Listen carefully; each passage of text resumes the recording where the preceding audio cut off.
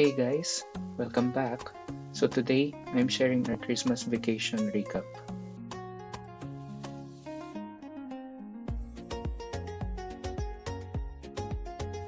This year, we spent it sa farm and honestly, sobrang kailangan namin ng ganitong klaseng break.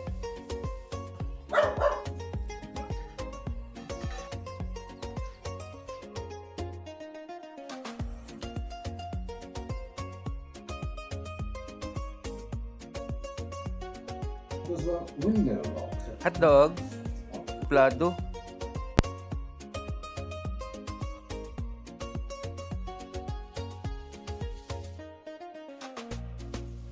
Simple lang, tahimik at very Christmas vibes. So let's start from the beginning.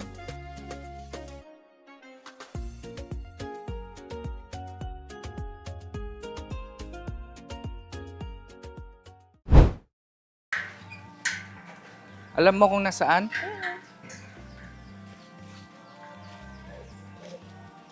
Let's go. Video mo si Cody, nak.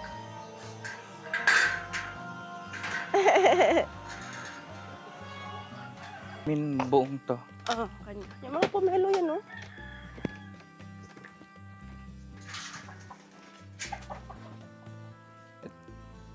Kanino tong isa? Kay Papa. Sweet!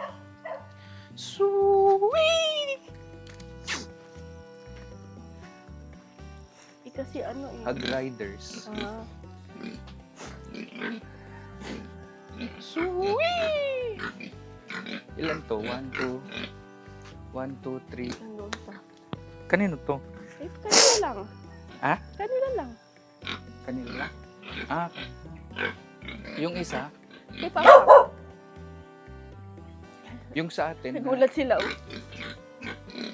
Nandoon kay MM. Puntahan natin. Ayun yung nandun. Nag-stop sila, nak. Puntahan natin yung kay MM. Ay, hindi. Yun pala yung miss. Mukhang egoy. Hotdog. Taligang. Sa mga hotdog. Pagdating namin, grabe. Ibang-iba agad yung feeling.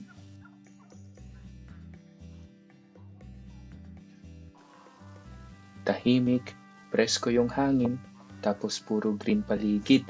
Wala masyadong signal, pero okay lang.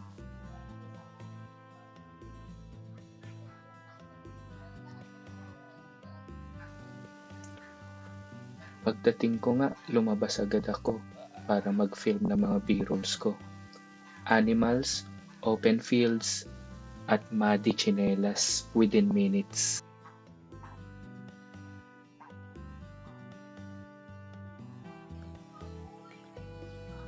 Ano to? Pomelo. Ay, pomelo yan, B. Wild pomelo. Hotdog. Ito yung nasira. Yan yung nasira, M. Alam mo si Papa, maayos niya to. Papa. Papa Buboy. Ay, ikaw ha? Picture tayo. Ha?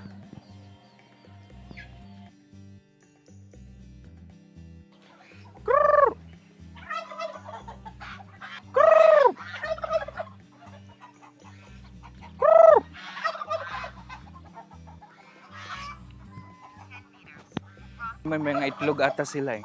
Mag-harvest ka? May mga kwan na ba to?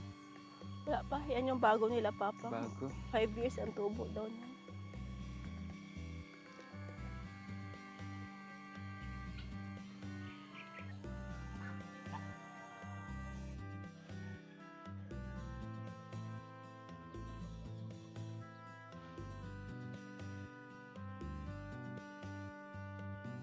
Ano yan, may mga babae yan, di ba?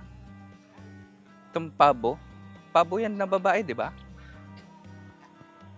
Ito. Turkey.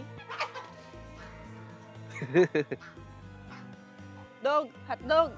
Ano yun yung pagkain ng manok or pabo? Real talk, farm life is peaceful, pero hindi siya lazy vacation. Maagang gising, may alagaan, may tutulungan. At yes, laging may putik yung tsinelas mo.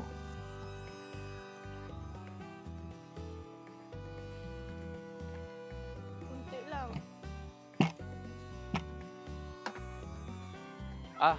Sana.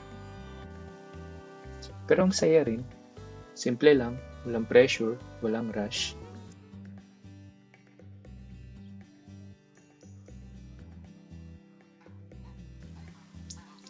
Worth it? 100%.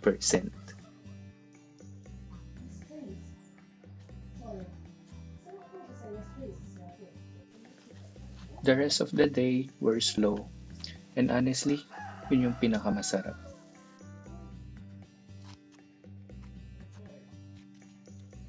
Konting lakad, konting higa, konting wala talagang ginagawa.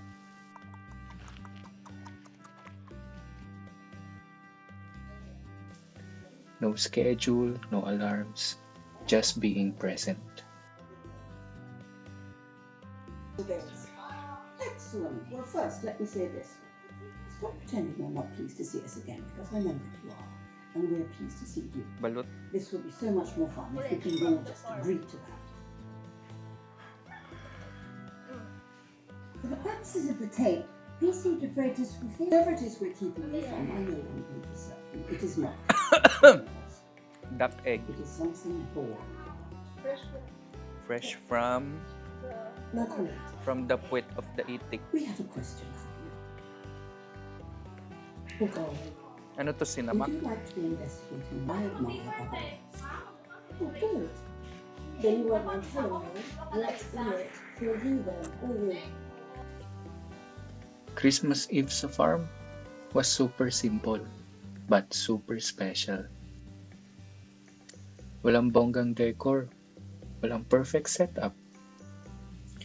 Pero maraming pagkain, tawanan, kwentuhan, yung tipong busog ka na, pero kakain ka pa rin mamaya. Hindi kumpleto ang Pasko kung walang lechon. Pag may lechon, alam mong may handaan.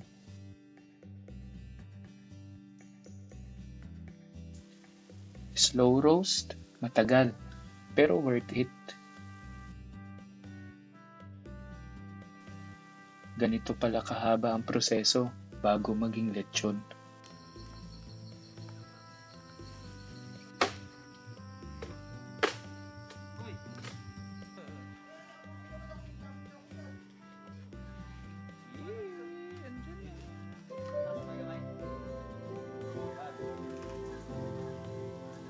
Ayan, luto na ang lechon. Pero wait, photoshoot muna kami sa handa namin.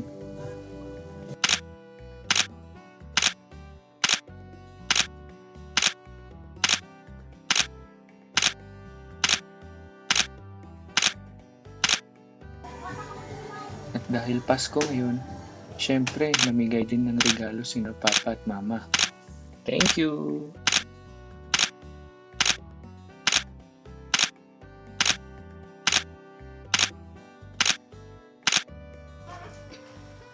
So ayun, that was our Christmas Eve sa farm. Simple, cozy, sobrang refreshing. Well, this trip reminded me na hindi kailangan laging bongga yung travel o kaya yung handa. Minsan, tahimik lang. Kasama yung mga mahal mo, malayo sa ingay. And that's more than enough. So if you enjoyed this vlog, don't forget to like and share na rin. And comment down below. How do you usually spend your Christmas? See you in the next vlog. Oh. Crispy? Crispy?